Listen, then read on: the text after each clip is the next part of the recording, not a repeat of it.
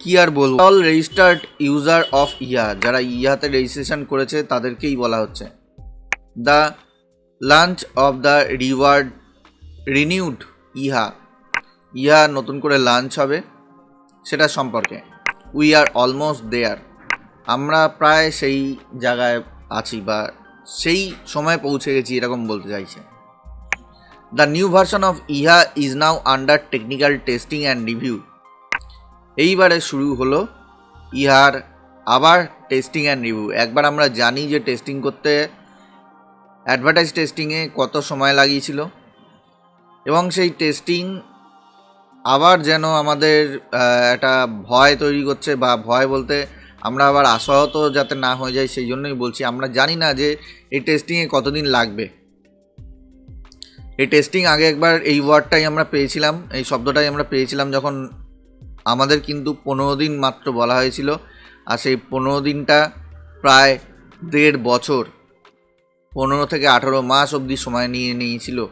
তারপরে আমরা কিছু কিন্তু পাইনি। তো এটা 2 বছরের উপর হতে এলো, 2-2.5 বছর। তো ধরে নিন as soon as the test result needed and amendments are ready.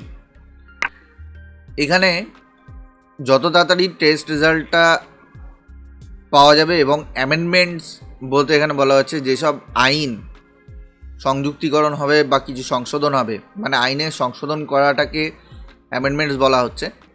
তো যখন সেটা হবে we can prepare the launch, আমরা লঞ্চের জন্য তৈরি হতে পারি। ওকে, লঞ্চটাকে তৈরি করতে পারি আর কি। তো এখনও অবধি কিন্তু নতুন নিয়ম, নতুন সংস্করণ যেটা আসবে আমাদের ইহার যে আইনের, সেইগুলো কিন্তু এখনও কিছুই হয়নি। এর মধ্যে অনেকটাই সময় লেগে যাবে, সোজা কথা বলছি।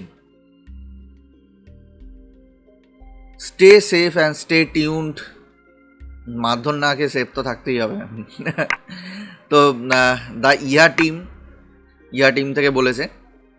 তো দেখুন এখানে এই শব্দটা এড়িয়ে যাবেন না। এখানে অ্যামেন্ডমেন্টের যেসব কার্যাবলী হয় সেইগুলো হয়তো আগে থেকেই চলছিল, টেস্টিংয়ে আছে। টেস্টিং অনেক দিন ধরেই চললেও চলতে পারে, 1 বছর হয়তো আরও পার করে দিতে পারে। তো যত তাড়াতাড়ি সম্ভব যখন এইগুলো কমপ্লিট হবে, টেস্ট রেজাল্ট আর প্লাস তাদের আইনি সংস্করণ, তখন কিন্তু আমাদের এই লঞ্চটা আমরা সামনে দেখতে পাবো। না হলে স্বাভাবিক এটার কোনো ভ্যালু থাকছে না। তো একটা নতুন পর্যায়ে শুরু হলো, অপেক্ষার শেষভাবে ভেবেছিলাম যেটাকে, সেটাই একটা নতুন অপেক্ষার শুরু। সেটা কোনো সময় আশা করিনি, জানি না ভবিষ্যতে কি হবে। একটা না একটা সময় আসবে অবশ্যই, যারা ধৈর্য রাখার তারা রাখবেই, যতই যে যাই বলুক। তো অসংখ্য ধন্যবাদ জানিয়ে ভিডিওটি শেষ করলাম, আমার আর কিছু বলার নেই। অসংখ্য ধন্যবাদ ভিডিওটি দেখার জন্য। নেক্সট ভিডিওতে আবার নতুন টপিক নিয়ে আলোচনা হবে। ধন্যবাদ, goodbye, thanks for watching, জয় হিন্দ।